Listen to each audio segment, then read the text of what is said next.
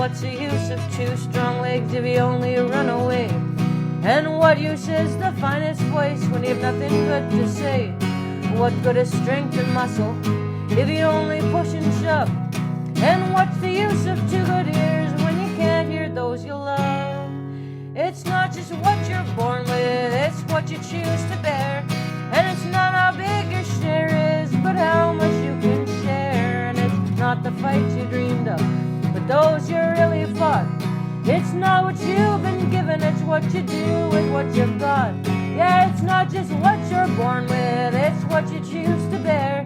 And it's not how big your share is, but how much you can share. And it's not the fights you dreamed of, but those you really fought. It's not what you've been given, it's what you do with what you've got.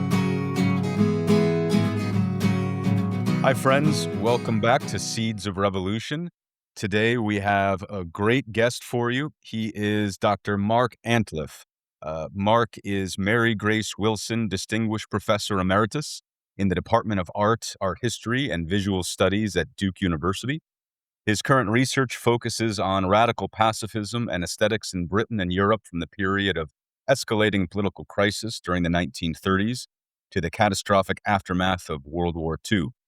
Mark has also published on the subject of fascism multiple books, including Avant-Garde Fascism, The Mobilization of Myth, Art, and Culture in France in 2007, and Sculptors Against the State, Anarchism and the Anglo-European Avant-Garde, which Mark published in 2021. So, Mark Antliff, Professor, welcome to Seeds of Revolution. Thanks for being here. Thank you, Joel. I'm thrilled to be part of this conversation. I'd like to start by setting the table and ask you to describe the intersection between anarchism and pacifism, how you've come to study those areas in particular, and what your, focus has been in looking at the intersection of those two forces, those two ideas. Sure. Well, it began a long time ago. By leaving aside my own personal history and experience of various forms of pacifism, the campaign for nuclear disarmament, for instance, I remember when I was a young lad in the early 80s marching in a campaign in Ottawa, or a march in Ottawa, demonstration, the time when Ronald Reagan was seeking to introduce cruise missiles into Canada. And so, I had some early exposure to that. Also, on a personal level, when I was in high school in Kingston, Ontario, my art teachers were American draft dodgers. So I had direct influence, or I should say exposure, to the issue of war and resistance in that particular form, which was very instructive for me. And then later on, when I started to write on the subject of art history, I always approached it from the standpoint of art and politics and art and ideology. And I was interested in that from the day go. As somebody who was first trained as a historian, when it came to the study of art, I always saw it as grounded in a wider socio and political context. So it was in the course of writing my first book, which was on a French philosopher, Henri Bergson, that I looked at the full spectrum of the influence on this philosopher, who was a major figure in the 20th century, both within the field of philosophy, but more generally. Looking at his impact on the visual arts in Europe, I was quite struck by the fact that his philosophy was taken up by anarchists. And I wrote a whole chapter on that subject. And it led me to explore in greater detail the anarchist movement before World War One. And I was influenced also by Patricia Layton, who wrote a book on Picasso and anarchism at the time, came out in 1989. And anyway, in looking at this material, I became aware that before World War One, there was a huge community, transnational community of people who were anti-militarists, who were associated with the anarchist movement and the syndicalist movement. So I was quite struck by that. Now, was that And also were they self-identified as pacifist or anti-militarist, without the pacifism element? Where was the intersection between anti-militarism and pacifism, if there was one? That's extremely interesting, Joel. I think that, one's looking at 2 things here, and this pertains to anarchism especially, and that is anarchism, as you know, is a movement which is against God and the state, as Bakunin would say. So there's a notion there of organized religion is seen as the sort of uh, a instrument of the state, and a means of swaying people, controlling them. I'll be crude and I'll say that, but definitely an ideology or construction of belief that was really geared towards mirroring the state in terms of its hierarchical organization and all that. So there was a pretty healthy dialogue within the anarchist movement that rejected the church as an institution. But at the same time, we had people like Tolstoy, who was very influential in Europe and before World War One, and of course was a figure who advocated the notion of a Christian basis for nonviolence and a grounding of what he saw as a communitarian society along the lines of a Christian interpretation of the idea of love.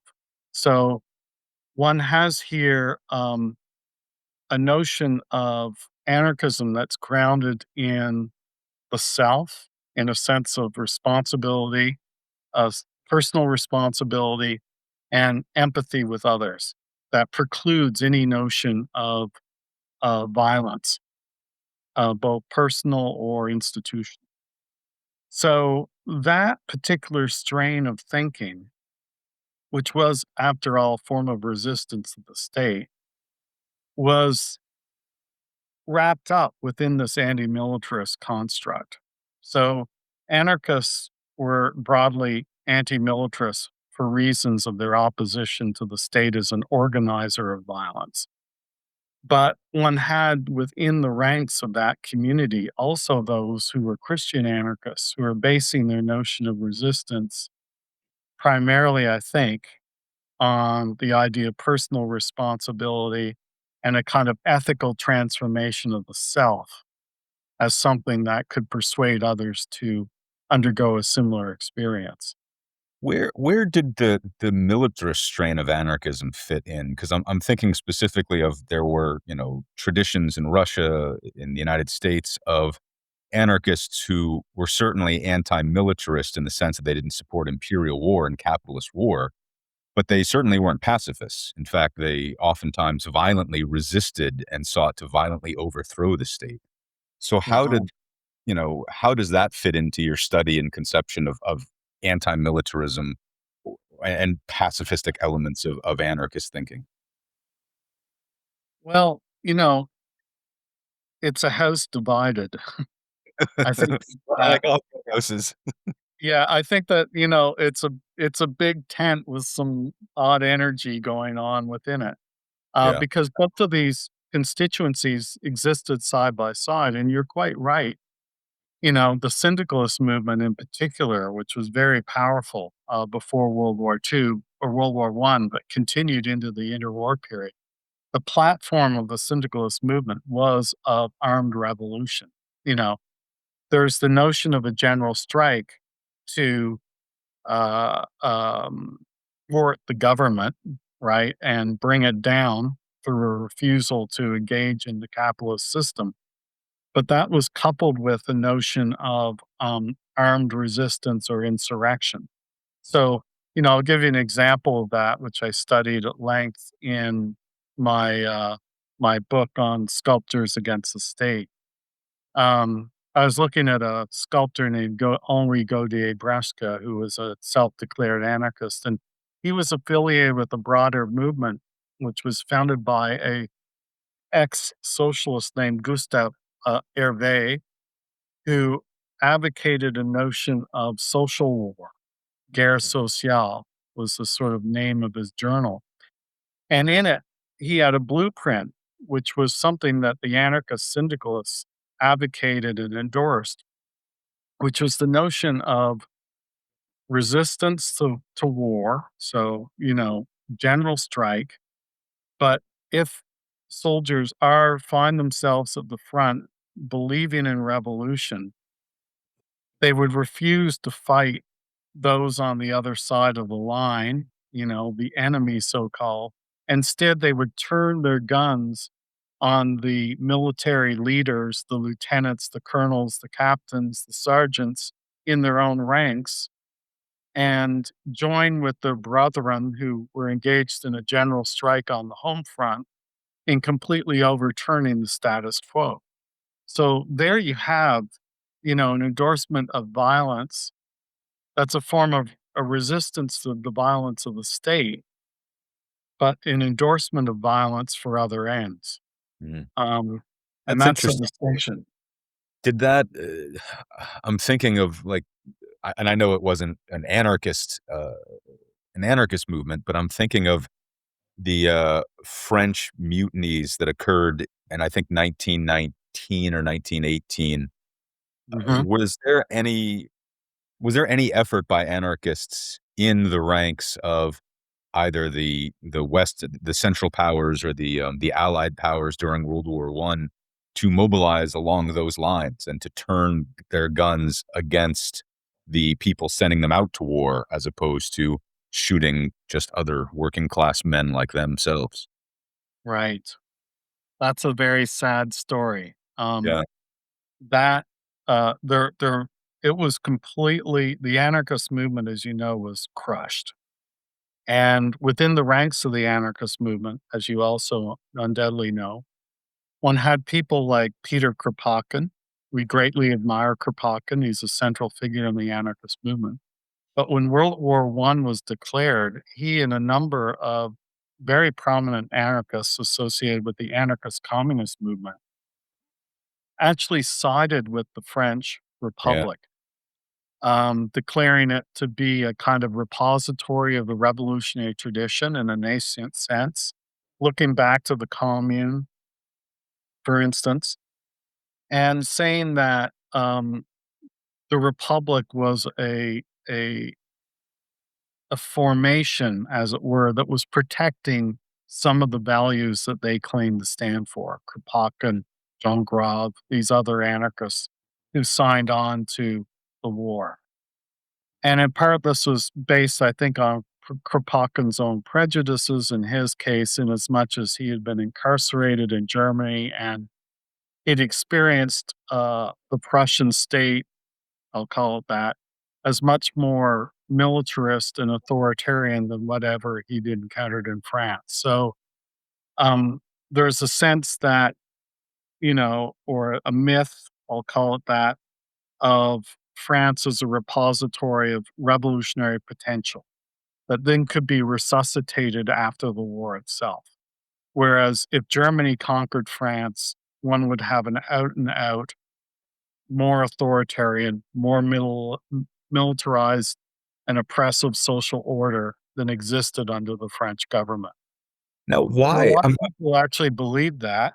Then there were a lot of others who didn't, who refused to fight and were imprisoned by the French government.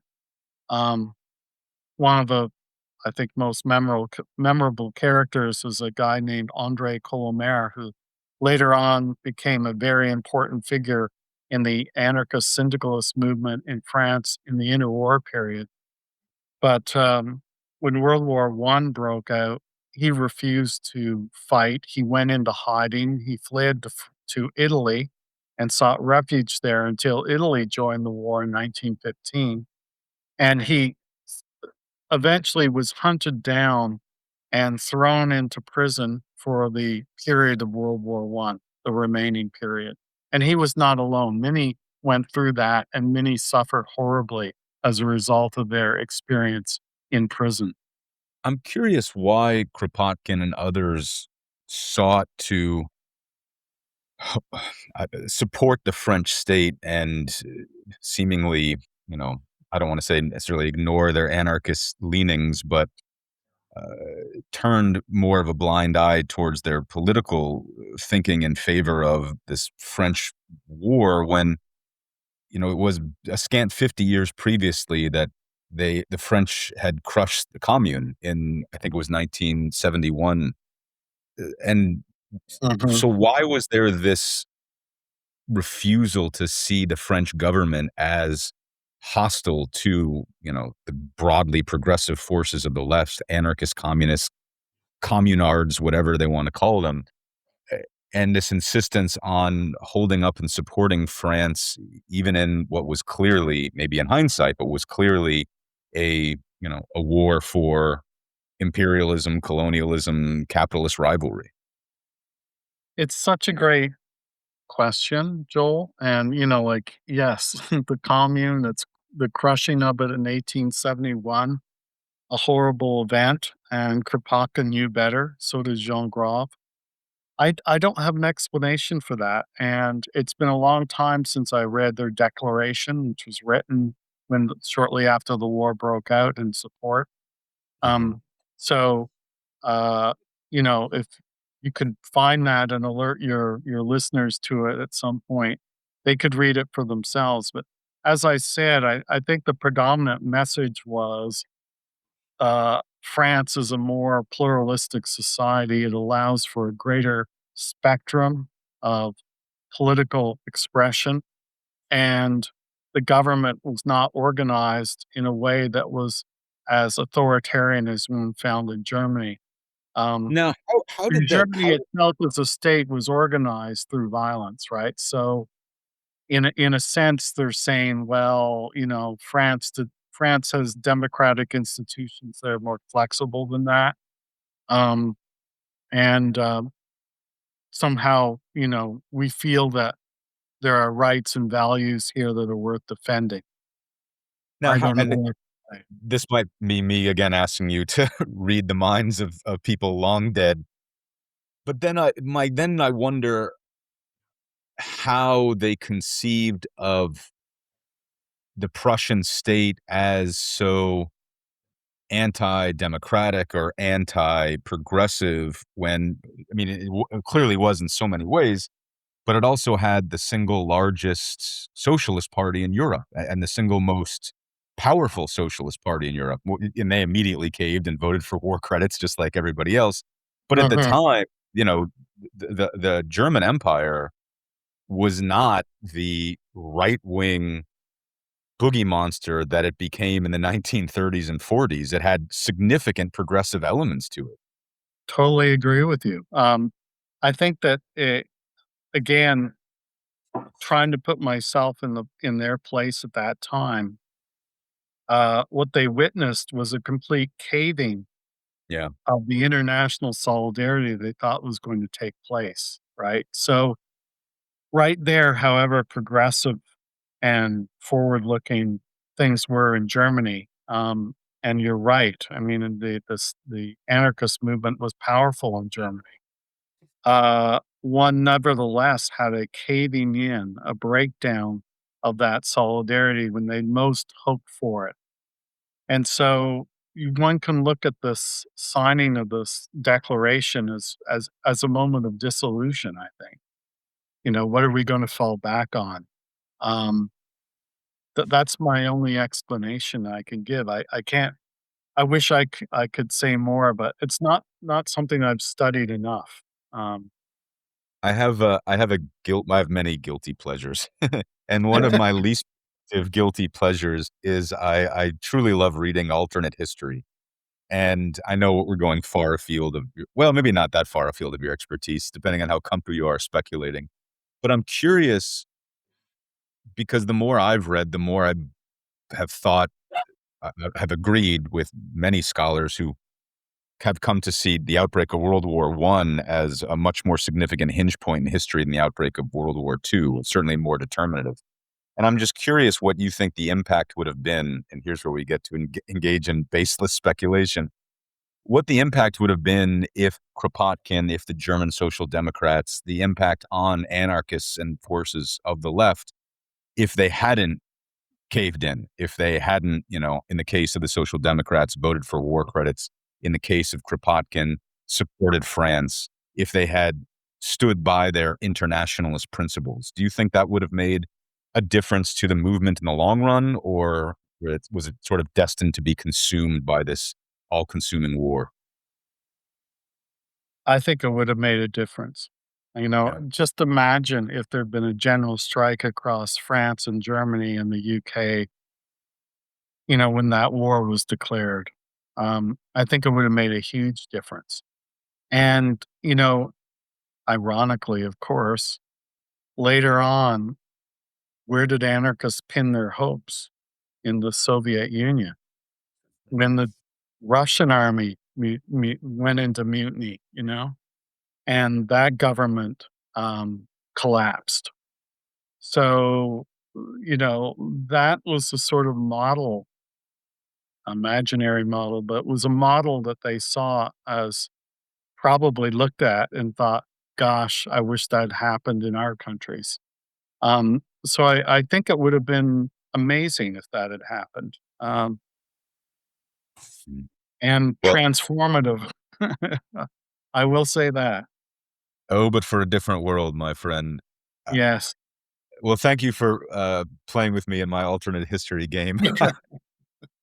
Turning your attention to something more concrete. So you wrote a piece in Anarchist Development and Cultural Studies last year entitled Why War? Debating Pacifism During the Spanish Civil War, Herbert Reed, John Middleton Murray, and the Necessity of Anarchism. It's a fantastic piece. It's really interesting and very deep. And I don't want to get into the whole thing because I think people should go out and read it. We'll post a link in the show notes. But I was fascinated by your depiction of Herbert Reed, who is a thinker and a person I had never come across before. I'm hoping if you could just give us a little bit of background on who he was, how he came to the beliefs in anarchism and pacifism that he came to. Sure. Well, Herbert Reed, it's interesting. I think that he is somebody who has an outsized reputation in the world of art history and to some extent, you know, uh, poetry, literary criticism to some extent.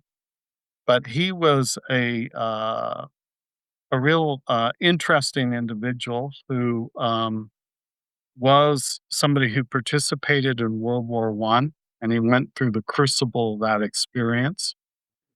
He was somebody who, he was born in 1893, so he grew up before the war and experienced or was started to familiarize himself with leftist discourse. Everything from what was called guild socialism through to readings of Kropotkin and Max Stirner. Very early on, as a young man, he was interested in these thinkers and exposed to them. World War One was a cataclysmic experience for him. He wasn't actually wounded, but he was transformed by that war, as so many others were. Particularly in two ways. One was the experience of the war, and he writes about this actually in Poetry and Anarchism as a situation that broke down class difference. And as you Hmm. know, England in particular, was just riven. It was full of class difference, uh, prejudices, against the working class were rife. And Herbert Reed, who didn't come from a very wealthy background, but I'd say middle class, got exposed to people who, he would never have met in his normal course of life or interacted with in an intimate way and relied on for his very livelihood. And he was exposed to all that, and it created for him a sense of solidarity and more of an awareness of the prejudices of class Hmm. that he wanted to break down. So that was a very important lesson for him. The other And lesson that he got, go ahead.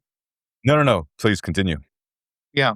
I mean, the other thing that he got out of this, of course, was the power of the state to mobilize and utilize your own body. as cannon fodder, which he certainly experienced. And so he came away from that war with a bitterness, a sense of betrayal. Governments is not to be trusted, and at the same time, with a hope for solidarity across classes and a real belief in a breakdown of the class system and the capitalist system as something that was desirable and good for humanity. So I came away with these kinds of values. And at the same time, throughout this, he was developing his credentials as an artist and a critic.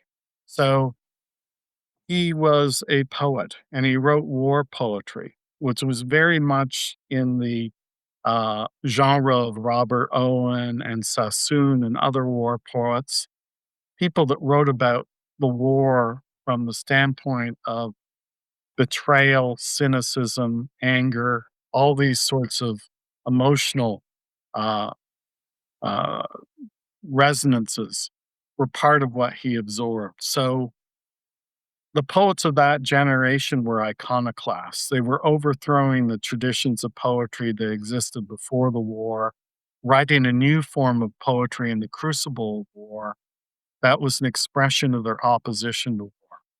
So you put those things together, and you got a way in which he is seeing art as possibly a revolutionary force. So when he emerges out of the war in the interwar period, he becomes a major figure promoting avant-garde art, and he comes to edit a magazine called the Burlington Magazine, which was one of the major forums for the study of art in Britain and maybe even Europe at the time. And he becomes a major literary critic as well. So he's moving in How intellectual circles, artistic circles, and but how did his pacifism come, or how did he view pacifism? How did he incorporate that doctrine into his anarchism? yes. Well, in terms of pacifism, he was slow to come to really embracing it as an ideology. Um, and this occurred over a number of years. Initially, when he was thinking about art and politics and revolution, he was doing so through the lens of surrealism and the interests of the surrealists in communism and Marxism. And he was reading a lot of Karl Marx, thinking about that as an intellectual forum that he was trying to sort out in relationship to his interest in anarchism. Very complex history there. But as far as pacifism is concerned, I really think it came about, his interest in pacifism, through his exposure to the pacifist movement and his exposure indeed to figures who were self declared anarchists within the pacifist movement. Mhm. So, for instance, a figure that he read, who I think he was very interested in, was Bart de Ligt. You know him at all? I'm No, I don't. probably mispronouncing the Dutch name, but it's spelled Bartdligt. And he wrote a book which read and critiqued and thought about for a long time called The Conquest of Violence, an essay on war and revolution. And um, Delict was somebody who came out of a Christian background. So he's a Dutch figure out of a Christian background who became an anarchist and believed in the notion of nonviolent revolution. So he embraced this notion of the general strike that we were talking about earlier as a mode of overthrowing the state.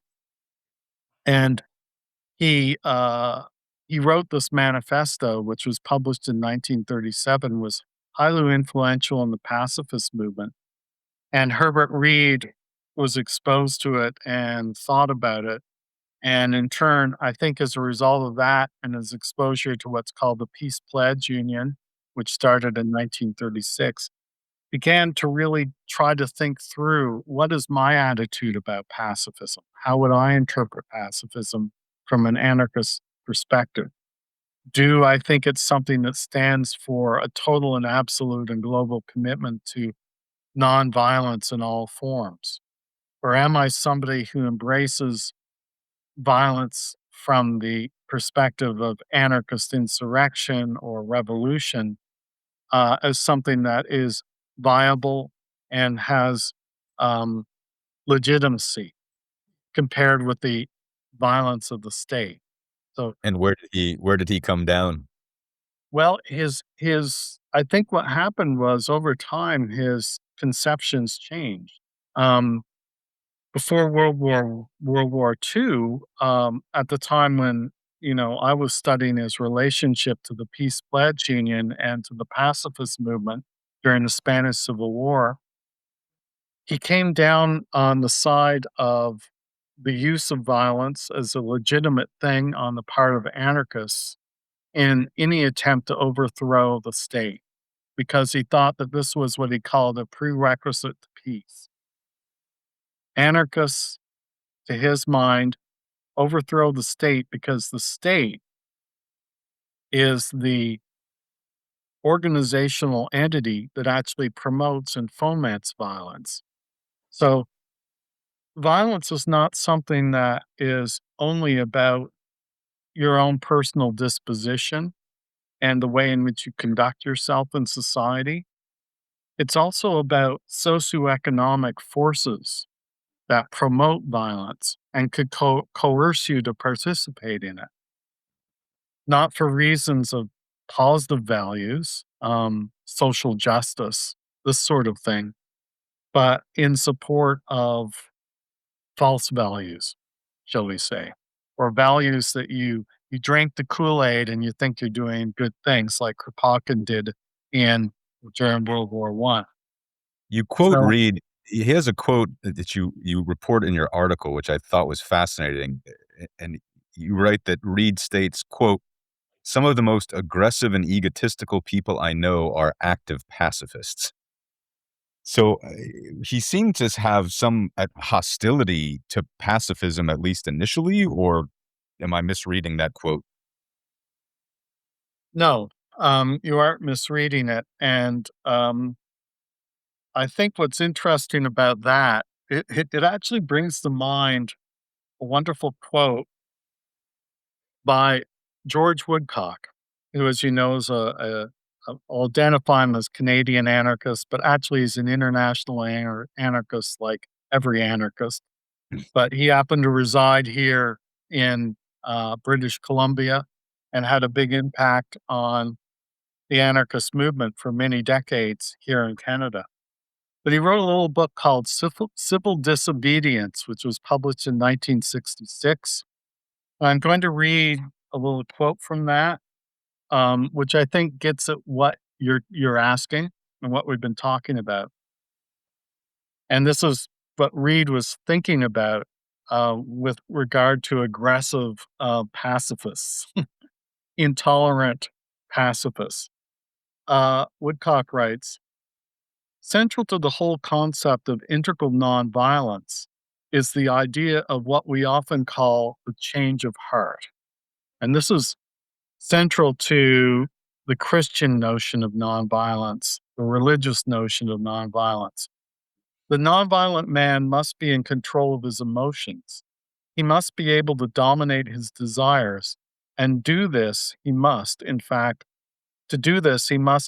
gain spiritual and moral power over his physical and sentient self. Reed would agree with all that. And that's Right. why he was interested in psychoanalysis Mhm. as a way of overcoming psychological forces that we wouldn't otherwise be in control of or master. So Woodcock goes on and says, but the nonviolent activists like Gandhi or Tolstoy is not content with the kind of self conquest sought by the Buddhist monk. He wishes to change not merely himself, but also his world. And so, Just as the yogi in the classical Indian view can proceed from the conquest of his own self to power over the gods, so the nonviolent man can self conquest, acquire the ability to influence the actions of his fellows. And this gets us into the weeds. How do you influence the action of your fellow human beings, the actions of others, right? Self transformation becomes a means of transforming others and transforming the world in which one lives. So, this, says Woodcock, gives us a kind of power. And here we come up against one of the genuine perils associated with civil disobedience, the danger that moral coercion may replace physical coercion. I was thinking that what he's making an argument for is to my mind, it seems that he's stating that pacifism is not, for lack of a better word, as pacifistic as it might be led to believe, and that it seems to Right. be another form of, like Woodcock said, coercion. Mhm. Yeah. Yeah. So moral coercion, and Woodcock actually quotes George Orwell, who wrote an essay on Tolstoy in this regard. He says, "There are people who are convinced of the wickedness both of armies and police forces, but who are nevertheless much more intolerant and inquisitorial in outlook than the normal person who believes it is necessary to use violence in certain circumstances. They will not say to somebody else, 'Do this, that, or the other, or you will go to prison,' but they will, if they can, get inside his brain and dictate his thoughts for him in the minutest particulars." And I'm So, sure, well, just randomly chose the phrase inquisitorial as it applied to yes. Tolstoy and didn't mean anything by that at all. There was Oh, no yeah, completely no innocent, I'm sure. yeah, But, no subversive sense. this points to the notion of other forms of force, and other forms of dominance, right? Which I think Reed was pointing to when he talked about these aggressive pacifists. Um, I'm curious what your take on that would be. So, I mean, that's what Reed has said, what Woodcock and Orwell have said. I'm curious, do you personally agree with that? Because it seems to me that might be a sort of a slippery slope where once we draw equivocals between moral coercion and physical coercion, then is everything just coercion? Is it turtles all the way down? yeah, Does right. pacifism lose its moral weight then? Do you I guess what I'm saying in a long and tortured question, do you sort of agree with Reed and Woodcock that the differences between moral coercion and physical coercion aren't as great as we might think they are? Well, that's a really interesting question. I mean, it's one of the conundrums I'm hoping to address in this book project that I'm approaching. Um, I think that I think moral coercion could exist, but I think what um, ultimately, a way of getting away from that, and this is even within the context of Christian anarchism, and this is a position that people who are conscientious objectors held, the concept of bearing witness. Mm. That is, you internalize the notion of being responsible from your standpoint in relationship to a horror that's going on around you. You take that position, you suffer for it, right? But you yourself are seeing yourself as an example of an alternative without forcing people to follow your example, you know? So you lead by example, or you don't lead, you share by example. So that's the kind of alternative mindset. And I think it also leads, what you find in a lot of these anarchists, they, in trying to address this idea of transforming the self as well as society and the interrelationship between these two things, the way we do need to address our own behavior as individuals, they came to move in the direction of um, Taoist philosophy, Lao Tzu and others, as models for non-coercive behavior, setting an example but not dictating through it. Um, so that there's a fine psychology that's going on here, um, that these groups, these individuals come to embrace. And that's certainly true of George Woodcock, but it's true of many others as well.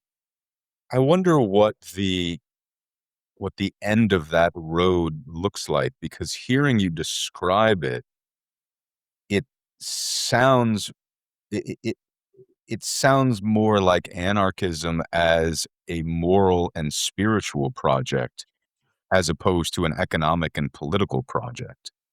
If the Right. only true, and you're not saying this, I know I'm putting words in your mouth, or I'm saying Mhm. this. If if if the only true form of anarchist pacifism is bearing witness and serving as an example and not a leader, then does the entire political project sort of fall by the wayside? Because you cannot organize. I don't think you can organize in an effective manner without having some form of leadership, whether it's collective or otherwise, some form of argumentation, some form of convincing people. I believe very strongly in, Gramsci's idea of the hegemonic project and how powerful that is, and it necessitates us building counter hegemonic projects. So, yeah, is the end result of that a spiritual anarchism and an abandonment of a political anarchism? That's a really great point. In fact, what you're addressing is one of the complaints I think Herbert Reed had about the pacifist movement. Mhm. That was too much about spiritual transformation and not enough about social organization. And Um, material transformation. yes, a material transformation, right. So, you know, his whole critique of their approach to the notion of war, they resisted on an ethical, from an ethical standpoint. They are trying to, through conscientious objection, supporting people who resist the armaments trade or the creation of militaries, but they are not ready to challenge the state as a form of social political organization. Whereas Reed says, he says, well, look, it's not only our own psychology, that we need to transform, but we need to understand we're social beings and that in a society, there are other forms of institutional economic frames that create hierarchy, that create violence, generate violence because it's profitable, among other things. And we need to address all that. We can't just hive off, say, anti militarism and conscientious objection as a position from an overarching critique of the state as an instrument of violence and a mechanism for the augmentation and promotion of violence. So, that's basically what was put forth. And I see those two things as I see the notion of self transformation as fully compatible with the notion of socioeconomic transformation. And, we have examples today of intentional communities across the world, um, that are seeking to practice both of those things, um, are looking for ways of organizing society that are outside of the capitalist system, outside of the state formation system, and also involve the promotion of, say, through this political transformation, the creation of the conditions that would promote love, empathy, these other kinds of psychological dispositions that Herbert Reed would view as healthier, you know? Mhm, mhm. So I think those 2 things can exist. I've certainly seen it in practice. On a personal level, relative of mine who's no longer with me, lived on a, in an intentional community called Twin Oaks, which is in Virginia, and, she thrived there, and it was a communitarian anarchist, you know, uh, microcosm of a society with about 100 members, and they did everything, they organized everything, in a way that was meant to be, communitarian, nonviolent, empathetic, uh, all these sorts of values. They found ways in which they could, promote them through, non-hierarchical forms of social organization. So, and that they thrive and still thrive economically. So one can have micro communities that do that sort of thing. Mm, that's very interesting. We're running up to 45 minutes, and I don't wanna monopolize all of your time, but I was wondering, looking out in the world today, which is such a nightmare scape in so many ways, what do you see as the most primary relevance of the anarchist pacifist tradition when we look out at what's going on, and it's hard to find elements of either that seem to be informing, any large scale political movements? I mean, there's certainly lots of anarchist groups, lots of anarchist collectives. I'm in some. Yeah, I think you're probably in a couple Mhm. yourself. And there's incredible pacifist movements and pacifist organizers. But when we look at sort of the forces of history, pacifism and anarchism don't seem to be the driving forces of history in 2026. What are the places of that intersection in this world today? Well, um, you know, I share your sense of, can I call it despair? Yeah, Just it's very, very, very accurate. like Herbert Reed in his day, he was converted to anarchism finally by the example of the Spanish Civil War Mhm. and the creation of um, a a genuine anarchist movement within the context of actually seeking to run a country, right? Or run a city like Barcelona. So he saw anarchist in action there and he greatly admired it and he thought, wow, this can happen, you know? I suppose we could think of the Kurds in northern Syria as possibly embodying that same sort of energy and organizational orientation. Um, so that one can have some examples of wider humanitarian projects beyond something like Twin Oaks community, although that exists. So I think we need to educate ourselves on those alternative communities that do exist, even if they're on a small scale. We also have to be aware of the continuation of anti-militarism into our own period, you know? The War Resisters League, for instance, in the United States, the War Resisters International, which was founded back in 1921 in Europe. These are organizations that still exist that support conscientious objectors as we speak. And if the voices of those who are conscientious objectors now, and I bet there are some, although not as familiar as I should be with that, if their voices could be amplified through media such as yours, Joel, or other kinds of information networks, that would be a way of giving people a sense that there are alternative possibilities to what the state is dictating, and that such possibilities are still alive and well and can serve as inspiration. So that's sort of the way where I'm at on that issue.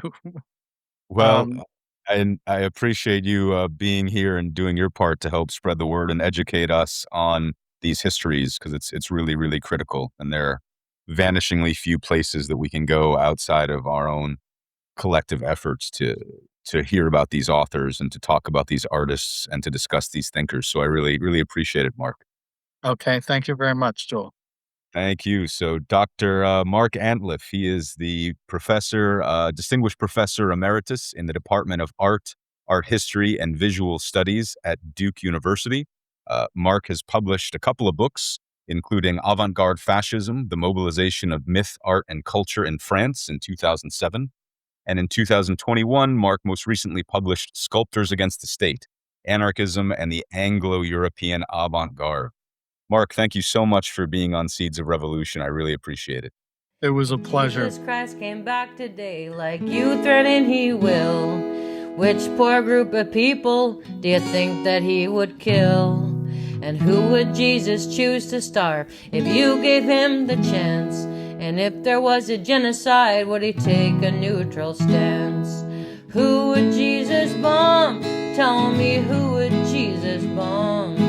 Would it be kids in Palestine, or how about Vietnam? Would Jesus bomb the atheists, the Muslims, or the Jews? I want you to ask yourself, well, what would Jesus do? I want you to ask yourself, well, what would Jesus do? Would he say it's complicated and there's sinners on both sides? Would he say that some people, they just deserve to die?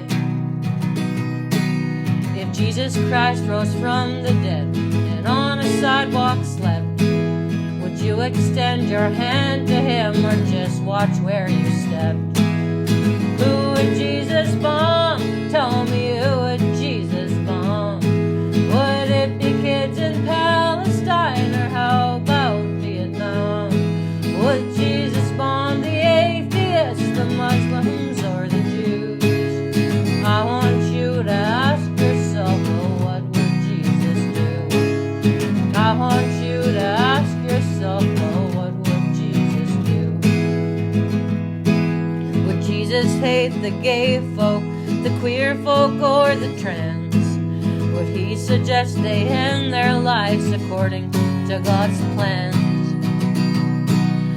Jesus tell a homeless man to get a fucking job, or turn his back on the poor? Would Jesus be a snob? Who would Jesus bomb? Tell me, who would Jesus bomb? Would it be kids in Palestine, or how about Vietnam? Would Jesus bomb the atheists, the Muslims, or the Jews? I want you to ask yourself, well, what would Jesus do? I want you to ask yourself, well, what would Jesus do? Would Jesus build a border wall? Would Jesus drive a tank? Would Jesus be a landlord? Would Jesus run a bank? Would Jesus Christ feel safe in his skin if he came to your town? And would you still believe in him if you found out he was brown? Who would Jesus bomb? Tell me, who would Jesus bomb? Would it be kids in Palestine, or how about Vietnam? Would Jesus bomb the atheists, the Muslims, or the Jews? I want you to ask yourself, well, what would Jesus do? I want you to ask yourself, well, what would Jesus do? Yeah, who would Jesus bomb? Tell me, who would Jesus bomb? Would it be kids in Palestine, or how about Vietnam? Would Jesus bomb the atheists, the Muslims, or the Jews? I want you to ask yourself, well, what would Jesus do? I want you to ask yourself, well, what would Jesus do? I want you to ask yourself, well,